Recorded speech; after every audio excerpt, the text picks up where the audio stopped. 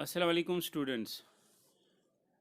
तो स्टूडेंट्स आज हम अपने वो स्टोन्स के टेस्ट जो हम पिछले लेक्चर में करने जा रहे थे, तो वो फर्दर हम उसको कंटिन्यू करते हैं। तो आज जो हम पहले टेस्ट देखेंगे वो स्टोन का देखेंगे, एसिड टेस्ट। तो इसमें क्या हम करेंगे, सबसे पहले हम क्या करेंगे, एक स्टोन लेके आएंगे जिसका वेट तकरीबन 50 से 100 ग्राम तक हो, और उसको हम एक सॉल्यूशन में डालेंगे जो कि हाइड्रोफोबिक और जिसकी स्ट्रेंथ हो 1%। उसको हम केप्ट करेंगे उसमें 7 दिनों के लिए। तो सॉल्यूशन जो है उसको एजिटेट करेंगे एट इंटरवल्स में, उसको करते रहेंगे उसको एजिटेट। और अगर हमारे पास एक अच्छी खासी बिल्डिंग स्टोन हमें जो है उसकी जो एजेस होंगी, जो उसका सरफेस होगा, उस पे कोई पाउडर्ड फॉर्म नहीं आएगा, कोई भी पाउडर्ड फॉर्म का नेचर नहीं आएगा उस पे। जब भी हमने पूरा ये फॉर एग्जाम्पल ये प्रोसीजर कर लिया, जो भी जितना भी इसका पीरियड है, उसके बाद उसकी एजेस या तो वरना ब्रेक हो जाएंगी या पाउडर्ड फॉर्म में आ जाएगा, या उसके उस सरफेस के ऊपर पाउडर्ड फॉर्म आ जाएगा। तो उसकी वजह से उसमें हमें पता चल जाएगा कि उसमें कैल्शियम कार्बोनेट है। और वैसी जो स्टोन्स है वो हमें पोअर है, वेदरिंग क्वालिटी के लिहाज से वो पोअर होती है। तो यूजुअली ये जो टेस्ट हम करेंगे ये बेसिकली होता है सैंड स्टोन्स पे ही। तो अगर हमारे पास ये टेस्ट फॉर एग्जांपल करना है हमें लाइम स्टोन पे, तो इसलिए ये लाइम स्टोन पे अप्लाई ये वाला टेस्ट नहीं होगा। ठीक है, तो ये वाला टेस्ट हमें उस पे लाइमस्टोन पे नहीं, तो यूजुअली हम ये सैंडस्टोन्स पे करेंगे। तो इसमें यही देखा जाता है कि कहीं पाउडर्ड फॉर्म या ब्रेक डाउन तो नहीं हो गया हमारे स्टोन्स। तो उसकी वजह से हमें पता चलता है कि भाई ऐसे टेस्ट के लिए क्वालिफाई कर पा रही हैं ये स्टोन्स कि नहीं। ठीक है, नेक्स्ट हम बात करेंगे क्रिस्टलाइजेशन टेस्ट। क्रिस्टलाइजेशन टेस्ट में क्या है, इसमें हम देखेंगे सबसे पहले हम लेंगे 4 क्यूब्स की स्टोन्स। जो हमें स्टोन्स जो है ना, वो हमें तकरीबन मिनिमम 4 स्टोन्स ही लेनी है, वो भी क्यूब फॉर्म की, जिसको हम 40 mm की डायमेंशन के हिसाब से लेंगे। और उन स्टोन्स को हम क्या करेंगे, हम 3 दिनों के लिए, या हम 3 दिन कह सकते हैं, या 72 आवर्स के लिए हम उनको ड्राई करेंगे और फिर उनका वेट भी करेंगे। और उसके बाद जो स्टोन्स हैं उनको हमें एक सॉल्यूशन में डालना है जिसका नाम है सोडियम सल्फेट Na2SO4। 2 घंटे 14% of solution of sodium sulphate 2 घंटे के लिए वहाँ रखना है। तो उसके बाद इसी स्टोन को ड्राई करना है हमें 100 डिग्री सेंटीग्रेड पे, और दोबारा इसको हमें वेट करना है। तो उन दोनों की डिफरेंस जो आएगी उसको हमें नोट करेंगे। तो जो प्रोसेस है ये हमारा ड्राइंग का, वेइंग का, इमर्सिंग का और रिवेटिंग का, ये रिपीट करते जाएंगे। जैसे हमने पहली बार ये किया, पहले हमने स्टोन लाई 40 mm की, उसके बाद उसको ड्राई किया 3 दिन के लिए, उसके बाद फिर उसको इमर्स किया सोल्यूशन में, फिर उसको तो वहाँ पे 2 घंटे के लिए, उसके बाद उसको 100 डिग्री पे सुखा लिया। तो इसी तरह से ये 5 बार हमें ये प्रोसेस कंटिन्यू करना पड़ेगा। तो ईच टाइम हमें जो है उसका वेट भी नोट करते रहेंगे, और उसको हम फिर बाद में हम एक्सप्रेस करते हैं परसेंटेज ऑफ ओरिजिनल वेट के हिसाब से, जो भी हमें निकल जाएगा। तो और ये भी देखा गया है कि अगर हमें इसकी परसेंटेज जो है, अगर वियर देखनी है हमें इसमें कितनी ये खराबी हो चुकी है, कि कम से कम 2% से ज़्यादा नहीं होनी चाहिए अगर ये स्टोन गुड स्टोन है। तो परसेंटेज ऑफ वियर जो है वो हमारे पास W1 है, जो हमने पहले वेट किया था, W2 जो उसके बाद हमने सोल्यूशन में डालने के बाद वेट किया, डिवाइड बाई W1 × 100। तो जो निकलेगा हमें वो हमारा परसेंटेज निकल जाएगा। वो देखना है कि भाई वो कितने परसेंट का निकल आता है। मोर देन 2% आएगा तो अच्छी स्टोन नहीं कहलाएगी। तो ये सिंपल सा टेस्ट था हमारा क्रिस्टलाइजेशन टेस्ट। अब बात करते हैं एट्रिशन टेस्ट की। एट्रिशन टेस्ट में क्या है, इसमें हम देखते हैं बेसिकली कि हमारी जो भी स्टोन जो हम यूज़ करते हैं बेसिकली रोड कंस्ट्रक्शन पर्पसेस के लिए, तो उसमें बेसिकली वेयर एंड टियर बहुत होता है। तो इसमें यही चेक करते हैं कि रेट ऑफ वेयर कितना आ रहा है हमारी स्टोन्स पे। ठीक है, तो बेसिकली हम ढूंढ रहे हैं rate of wear of a stone. तो इसमें हम क्या करते हैं, सबसे पहले हम इसमें फॉलो करेंगे कि हमें एक ब्रोकन स्टोन जो है वो लेके आनी है। 60 की ब्रोकन स्टोन्स हमें होनी चाहिए। तकरीबन तकरीबन हम ये 5 किलो के वेट के हिसाब से ले लेंगे। तो इनको हमारे पास एक जो है मशीन है, उसका नाम है डिविल्स एट्रिशन टेस्ट मशीन। तो उन पीसेस को जो हमने 5 किलो के पीसेस कलेक्ट किए हुए हैं, 60 के साइज़ के, उनको हम उसमें डाल देंगे उस मशीन में, जिसका बेसिकली डायामीटर और लेंथ ऑफ सिलेंडर जो है वो बेसिकली 20 सेंटीमीटर उसका डाया होता है, और लेंथ जो है उसको 34 सेंटीमीटर होती है। उसके बाद उनको डालने के बाद सिलेंडर को हम क्लोज करेंगे, और उसमें जो है एक्सिस जो है उसकी अंदर से उस वो angle at 30 degree with horizontal उन्होंने बनाया हुआ है। और वही जो है वो जो सिलेंडर को हम क्या करते हैं, फिर रोटेट करते हैं अराउंड हॉरिजेंटल एक्सिस। तकरीबन ये रोटेशन जो है हम 5 घंटे चलाते हैं कंटिन्यूसली। 5 आवर्स ये रोटेशन चलती रहती है, और कम से कम 30 रोटेशंस पर मिनट 30 RPM के हिसाब से ये कंटिन्यूसली 5 घंटे ये काम चल रहा होता है। उसके बाद जब ये पीरियड ख़त्म हो जाएगा, तो वो जो है इसमें कंटेंट्स जो हमने डाले थे उनको बाहर करते हैं हम सिलेंडर के, और उनको सीव करते हैं हम। फिर हमारे पास 1.5 mm की एक सीव होती है, मैश जो है हमारे पास, उसमें सीव करेंगे। और जो भी मटेरियल हमें फिर मिलेगा तो उसको देखेंगे, उसको रिटेन जो हमें सीव पे हुई है उसको वेट करेंगे। जो हमें सीव पे रिटेन हुआ है मटेरियल उसको हम वेट करेंगे। उसके बाद जो परसेंटेज हमें वेयर मिलेगी वो मिलेगी हमें, जो लॉस इन वेट हुआ ना हमारा, जितना भी हमारा लॉस इन वेट हुआ, और basically divided by initial weight, जो loss in weight divide by initial weight into 100 करेंगे, तो हमारा ये इटरेशन टेस्ट ऑफ स्टोन निकल जाता है। तो अब बात करते हैं हम नेक्स्ट क्रशिंग टेस्ट की। क्रशिंग टेस्ट में क्या है कि इसमें हमें सिंपल से compressive strength of stone found करनी है। तो इस टेस्ट से हम क्या करते हैं, कंप्रेसिव टेस्ट ही हम इससे फाइंड करते हैं, या हम जिसे हम क्रशिंग टेस्ट भी कहते हैं। तो इसमें हम सैंपल जो है हमारा वो कट करेंगे बेसिकली 40 mm इंटू 40 mm, ठीक है, क्यूब में क्यूब बनाएंगे। 40 इंटू स्टैंडर्ड साइज रखा गया है ये टेस्टिंग पर्पजेस के लिए। तो 40 साइज़ के क्यूब बनाएंगे। तो फाइनली उनको एक अच्छे से फिनिश देख के, इनको अच्छे से ड्रेसिंग करके हम वो स्पेसिफिक बनाएंगे। कम से कम मैक्सिमम अगर हमें टेस्ट करना है, कम से कम हमें 3 सैंपल्स तो ऐसे होने ही चाहिए।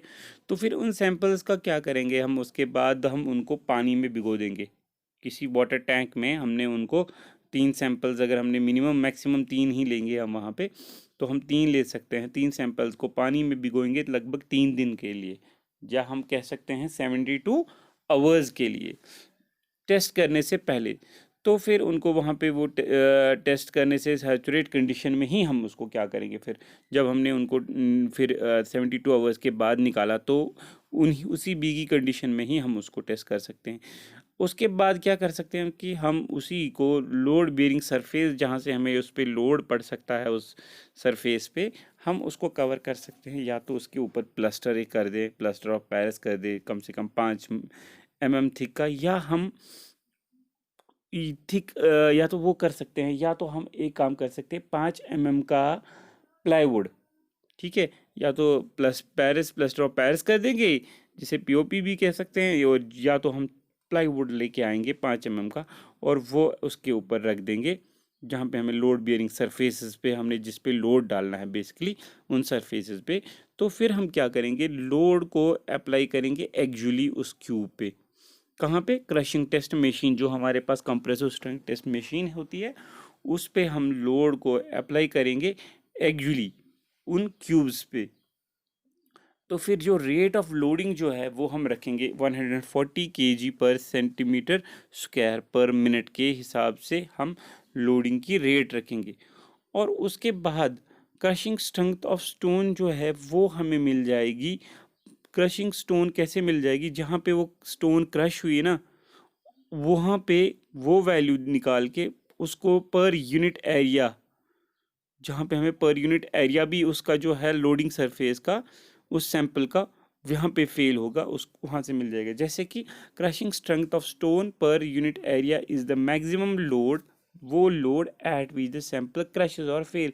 वो लोड हम डायल गेजेस होते हैं हमारे पास या वहाँ पे डायल रिंग्स हैं, तो उन पे वहाँ पे लोड आएगा, उसको डिवाइड करना है हमें by the area of bearing face of the specimen. जो हमारे स्पेसमेन का एरिया होगा जिस पे लोड पड़ रहा है, तो लोड डिवाइडेड बाय एरिया करना है, तो हमें क्रशिंग स्ट्रेंथ की वैल्यू निकल जाएगी। अब हम बात करते हैं नेक्स्ट इज इम्पैक्ट टेस्ट की। Impact test of stone.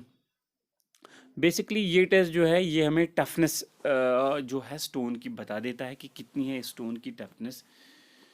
इस टेस्ट को करने के लिए हमें क्या चाहिए, सबसे पहले एक मशीन चाहिए होती है, उसका नाम है इम्पैक्ट टेस्टिंग मशीन। इसमें क्या है कि हम जो है हमारे पास टेस्ट सिलेंडर होता है उसमें, जिसका डायामीटर 25 सेंटीमीटर होता है और जिसकी हाइट भी 25 mm की हाइट होती है। ठीक है, तो उस सिलेंडर में हम जो मशीन का है उसमें हम प्लेस करेंगे, मशीन में ये सिलेंडर जो है उसको प्लेस करेंगे मशीन में। और जो हमारे पास एक स्टील हैमर भी होता है जिसका वेट एटलीस्ट 20 न्यूटन के बराबर होता है। तो उसको क्या करते हैं कि हम फॉल करने, उसको जो हैमर है ऊपर से नीचे फॉल करवाते हैं स्पेसिमेन जो कि हमने सिलेंडर के अंदर पहले से ही डाला हुआ है, जिसमें हमें जिस स्टोन का टेस्ट करना है वो सैंपल हमने उस सिलेंडर में डाल के उसको ऊपर करके उसको फॉल कराना है उसी सैंपल पे। तो हाइट जो है, पहले हम उसकी हाइट जो है, जो पहली ब्लो देंगे 1 सेंटीमीटर के हिसाब से देंगे, तो सेकंड ब्लो जो होगा वो 2 सेंटीमीटर के हिसाब से देंगे, और इसी तरह से अगर तीसरा ब्लो देना है वो हम 3 सेंटीमीटर के हिसाब से ब्लोज देते जाएंगे। तो सो ऑन ऐसे ही चलते जाएंगे, 1 सेंटीमीटर, 2 सेंटीमीटर, 3 सेंटीमीटर, आगे आगे बढ़ते, जिस भी हाइट पे स्पेसिमेन ब्रेक होगा उसको रिकॉर्ड करेंगे। फॉर एग्जांपल हमें जैसे कि n नंबर्स ऑफ ब्लोज हम कहेंगे, या n नंबर ऑफ हाइट पे हमें n नंबर ऑफ हाइट पे ही हम कहेंगे कि हमें भाई यहाँ पे ब्रेक हो गया, तो वो हम नोट करेंगे। जैसे कि फॉर एग्जांपल हमने 1 2 3 4 6 10 पे आके या 8 पे आके हमें ब्रेक हो गया, तो हम उसको 8 को ही नोट करते जाएंगे। तो वही चीज़ है, इसकी जो n है हमारा वो उसी का टफनेस इंडेक्स ऑफ स्टोन कहलाता जाएगा। तो फिर क्या है, तो height at which the specimen break is recorded, तो वो रिकॉर्ड करेंगे। ठीक है, if specimen breaks at n centimetre, अगर किसी जगह पे वो n सेंटीमीटर पे ही ब्रेक हो गया तो then n is the toughness index of stone. ठीक है, ये था हमारा इम्पैक्ट टेस्ट। नेक्स्ट बात करते हैं हम हार्डनेस टेस्ट की। तो इसमें ऑब्वियसली नाम से पता चलता है कि हार्डनेस ऑफ ए स्टोन जो है वो हम देखेंगे कैसे निकल आएगी। तो हम क्या करते हैं, हमारे पास स्टोन्स जो है उसमें एक सिलेंडर ऑफ डायामीटर 25 mm का और हाइट 25 mm की निकाल बाहर करते हैं उस सैंपल ऑफ स्टोन की। तो उसको हम फिर बाद में वेट भी करते हैं, और फिर जो ये सैंपल है उसको हम डॉरी टेस्टिंग मशीन्स जो है उसमें हम प्लेस करेंगे। तो उसमें एक प्रेशर 1250 ग्राम्स का उसको प्रेशर भी करेंगे, उसमें इंसर्ट करेंगे। और फिर जो हमारे पास एनुअल स्टील डिस्क मशीन जो है ना उसमें, उसको हम फिर रोटेट भी करवाएंगे 28 रोटेशंस पर मिनट के हिसाब से। जो उसमें एनुलर स्टील है, उस एनुलर स्टील जो है उसको ही उस मशीन को फिर हम रोटेट करवाएंगे 28 रोटेशन पर। और ज्यूरिंग ये जो रोटेशन है ना, उसमें हम क्या डालते जाएंगे, उसमें हमने उस डिस्क में कोर्स सैंड जो है स्टैंडर्ड स्पेसिफिकेशन जो है उसमें हम छिड़कते जाएंगे उसके टॉप के ऊपर, उस डिस्क के टॉप के ऊपर। और तकरीबन 1000 रेवोल्यूशंस देने पड़ेंगे इस चीज़ को। और उसके बाद हमें स्पेसिमेन जो है ऑब्वियसली थोड़ा ब्रेक भी हो गया होगा, तो स्पेसिमेन जो हमने बाहर किया उसको वेट करेंगे। और फिर जो हमें कोशेंट ऑफ हार्डनेस जो हमें निकालनी है वो एक इक्वेशन से निकाल देते हैं, और वो इक्वेशन हमारी है coefficient of hardness is equivalent 20 minus loss of weight in gram, जो हमने वेट किया होगा कि कितना लॉस निकला हो, डिवाइडेड बाई 3।